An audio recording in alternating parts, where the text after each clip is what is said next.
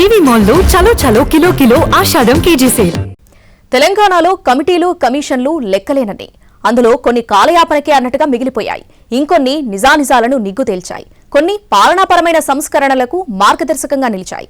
కాళేశ్వరం నుంచి ఏలేశ్వరం వరకు ఏర్పాటు చేసిన కమిటీలన్నీ ఏం తేల్చాయి, ఏం సూచించాయి? కోల్డ్ స్టోరేజ్ లో పడ్డవెన్ని, హై వోల్టేజ్ క్రియేట్ చేసినవెన్ని? Let's watch. సాధారణంగా ఏదైనా సంక్లిష్టమైన సమస్య ఎదురైతే సమగ్రంగా అధ్యయనం చేసి ఒక పరిష్కారాన్ని కనుగొనడానికి నిపుణులతో కమిటీని ఏర్పాటు చేస్తారు. వారంతా వివిధ వర్గాల అభిప్రాయాలు, సూచనలు తీసుకుంటారు. ఇలా అధ్యయనం తర్వాత ప్రభుత్వానికి ఒక నివేదికను సమర్పిస్తాయి. ప్రభుత్వం ఆ నివేదికలోని సిఫారసుల ఆధారంగా తదుపరి నిర్ణయాలు తీసుకుంటుంది. ఈ నేపథ్యంలో తెలంగాణలో ఇటీవల కాలంలో సంచలనం సృష్టించిన అంశాల్లో కాళేశ్వరం ప్రాజెక్టు వైఫల్యం ఒకటి. దీనిపై విచారణ కోసం ఏర్పాటు చేసిందే జస్టిస్ పీసీ ఘోష్ కమిటీ. ఈ కమిటీ తరచూ వార్తల్లో నిలిచింది. 2023 అసెంబ్లీ ఎన్నికలకు ముందు కాళేశ్వరం ప్రాజెక్టులోని మేడిగడ్డ బ్యారేజ్లోని కొన్ని పిల్లర్లు కుంగిపోవడం తీవ్ర రాజకీయ వివాదానికి దారితీసింది. నాటి ప్రతిపక్షమైన కాంగ్రెస్, బీజేపీలు ఈ ప్రాజెక్టు నిర్మాణంలో భారీగా అవినీతి జరిగిందని ఆరోపించాయి. ఎన్నికల తర్వాత అధికారంలోకి వచ్చిన కాంగ్రెస్ ప్రభుత్వం ఈ అంశంపై జ్యుడీషియల్ విచారణకు ఆదేశించింది. సుప్రీంకోర్టు మాజీ న్యాయమూర్తి జస్టిస్ పీసీ ఘోష్ నేతృత్వంలో ఏకసభ్య కమిషన్ను 2024 మార్చిలో నియమించింది. ఈ కమిషన్ దాదాపు 14 నెలల పాటు మేడిగడ్డ, అన్నారం, సుందిళ్ల బ్యారేజ్లను పరిశీలించింది.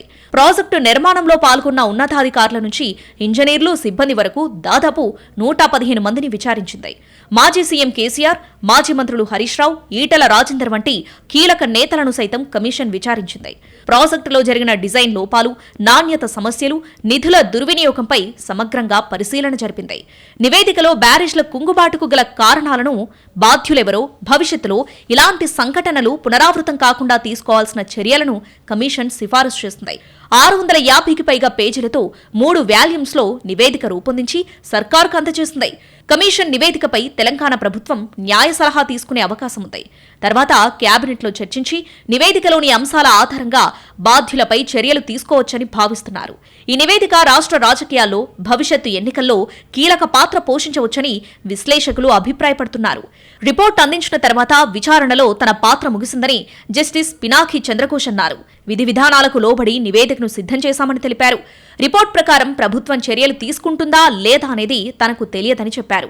కాళేశ్వరం నివేదికతో పాటు యాదాద్రి, భద్రాద్రి థర్మల్ ప్లాంట్ల నిర్మాణం, ఛత్తీస్గఢ్తో విద్యుత్ ఒప్పందం, పవర్ గ్రిడ్తో కారిడార్ బుక్ చేసుకుని మళ్లీ వదులుకోవడానికి సంబంధించిన అంశాలపై విచారణ జరిపిన నివేదికలు ప్రభుత్వం దగ్గర ఉన్నాయి.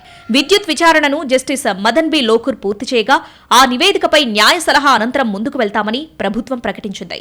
కాళేశ్వరం నివేదిక కూడా అందడంతో త్వరలోనే ఈ 2 నివేదికలపై సీఎం రేవంత్ రెడ్డి నేతృత్వంలో సమీక్ష జరిగే అవకాశాలున్నాయి. ఈ నేపథ్యంలో సభలకు సమాచారం ఇచ్చి తదుపరి చర్యల దిశగా అడుగులు వేసే అవకాశాలున్నాయి. మరోవైపు కాళేశ్వరం బ్యారేజ్ల నిర్మాణం లోపాలపై విజిలెన్స్ అండ్ ఎన్ఫోర్స్మెంట్ విచారణ జరిపి నివేదిక సమర్పించింది. ఆ నివేదిక ఆధారంగా 38 మంది తాజా, మాజీ అధికారులకు ప్రభుత్వం షోకాజ్ నోటీసులు జారీ చేసింది. వారిలో 36 మంది సంజాయిషీ ఇచ్చారు. బ్యారేజ్ల నిర్మాణాలు పూర్తి కాకముందే పూర్తి చేసినట్లు సర్టిఫికెట్లు ఇచ్చిన ఈఈ, ఎస్ఈపై కూడా అభియోగాలను నమోదు చేసింది. కాళేశ్వరం ఒక్కటే కాదు, తెలంగాణ ఏర్పాటుకు ముందు, తర్వాత కొన్ని కమిటీలు వేశారు. రాష్ట్రంలో వెనుకబడిన తరగతుల సంక్షేమాన్ని పర్యవేక్షించడానికి, రిజర్వేషన్ల అంశాలపై ప్రభుత్వానికి సలహాలివ్వడానికి బీసీ కమిషన్ ఏర్పాటు చేశారు.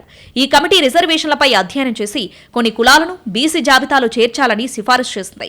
అలాగే రిజర్వేషన్ల కోటాను పెంచాలనే డిమాండ్లపైన అధ్యయనం చేసింది.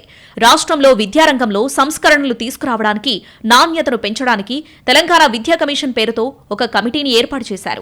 ప్రాథమిక విద్య నుంచి ఉన్నత విద్య వరకు బోధనా పద్ధతులను మెరుగుపరచడం, సిలబస్ను మార్చడం, మౌలిక సదుపాయాలను పెంచడం, ఫీజులను నిర్ధారించడం వంటి అంశాలపై ఈ కమిషన్ ప్రభుత్వానికి సలహాలిస్తుంది. దీనిపై ప్రభుత్వం ఇంకా విధి విధానాలు ఖరారు చేయలేదు. ప్రస్తుతం ఈ కమిషన్ వర్కౌట్ చేస్తుంది. ఇక తెలంగాణ రాష్ట్ర ఏర్పాటు ఉద్యమంలో కీలక ఘట్టాలను పర్యవేక్షించిన కమిషన్లలో ఏలేశ్వరం కమిషన్ ఒకటి. ఈ కమిటీ నివేదికలో పేర్కొన్న అంశాలు, అప్పటి నిధులు, నియామకాలపై చేసిన సూచనలు నేటికి చర్చనీయాంశంగా ఉన్నాయి. తెలంగాణ ప్రాంతంలో విద్యా, ఉద్యోగ రంగాలలో స్థానికులకు అన్యాయం జరుగుతుందంటూ 1969లో తీవ్రమైన ఉద్యమం జరిగింది.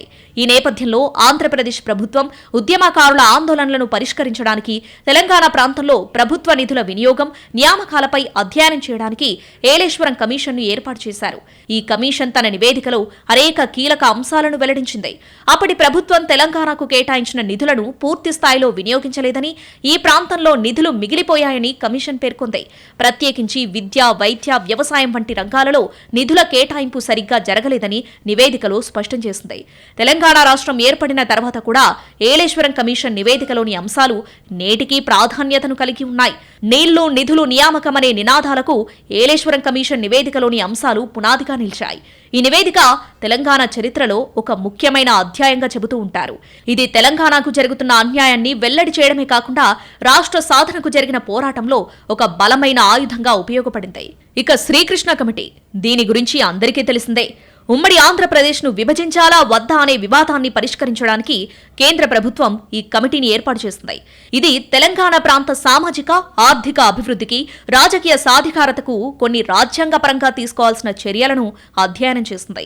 2010 ఫిబ్రవరి 3న భారత ప్రభుత్వం సుప్రీంకోర్టు మాజీ న్యాయమూర్తి జస్టిస్ బిఎన్ శ్రీకృష్ణ అధ్యక్షతన ఈ 5 సభ్యుల కమిటీని నియమించింది. తెలంగాణ ప్రత్యేక రాష్ట్రం కావాలన్న డిమాండ్ను, అలాగే ఉమ్మడి ఆంధ్రప్రదేశ్ను సమైక్యంగా కొనసాగించాలా వద్దా అనే అంశంపై అన్ని వర్గాలతో సంప్రదింపులు జరిపి ఒక నివేదికను సమర్పించడం ఈ కమిటీ ప్రధాన లక్ష్యంగా ఉంది. ఆంధ్రప్రదేశ్ పరిస్థితులపై సంప్రదింపుల కమిటీ అని కూడా దీనికి పేరు పెట్టారు. ఈ కమిటీకి జస్టిస్ బిఎన్ శ్రీకృష్ణ చైర్మన్ గా వ్యవహరించారు. Doctor Ranbir Singh, doctor Abusaleh Sharif, doctor Ravinder Kaur, Vinod Duggal సభ్యులుగా ఉన్నారు. ఈ శ్రీకృష్ణ కమిటీ సుమారు 1 సంవత్సరం పాటు అన్ని రాజకీయ పార్టీలు, సామాజిక సంస్థలు, మేధావులు, విద్యార్థులు, సాధారణ ప్రజలతో విస్తృతమైన చర్చలు జరిపింది. 2010 డిసెంబర్ 30న ఈ కమిటీ తన నివేదికను కేంద్ర ప్రభుత్వానికి సమర్పించింది. ఈ నివేదికలో కమిటీ 6 విభిన్న పరిష్కార మార్గాలను సూచించింది. తెలంగాణ ఉద్యమ కాలంలో ఏర్పడిన జయ భారత్ కమిటీ కూడా కీలకంగా వర్కౌట్ చేసింది. 1985లో జీవో 610 అమలును పర్యవేక్షించడానికి దీనిని ఏర్పాటు చేశారు. స్థానికేతరుల ఉద్యోగాల నియామకాలపై త్రిసభ్య కమిటీ 36 పేజీల నివేదికను సమర్పించింది. ఈ నివేదికలోని సూచనల మేరకు అప్పటి ఉమ్మడి ఆంధ్రప్రదేశ్ ప్రభుత్వం 610 జీవోను జారీ చేసింది. నియామకాల్లో స్థానికులకు జరిగిన అన్యాయం గురించి ఈ కమిటీ వివరించింది. జయభారత్ రెడ్డి కమిటీ కేవలం ఏడాదిలోపే తన నివేదికను సమర్పించింది. 1969 తెలంగాణ ఉద్యమం కంటే ముందు ముల్కీ ఉద్యమంలో భాగంగా కుమార్ లలిత్ కమిటీని ఏర్పాటు చేశారు. తెలంగాణలో పనిచేస్తున్న ఆంధ్ర ఉద్యోగుల వివరాలను సేకరించి తెలంగాణలో మిగులు నిధులు 34 కోట్లున్నాయని నివేదికలో పేర్కొంది. అలాగే లలిత్ భార్గవ్ కమిటీని నిధుల నికర మొత్తాన్ని నిర్ణయించడం కోసం 1969లో ఏర్పాటు చేశారు.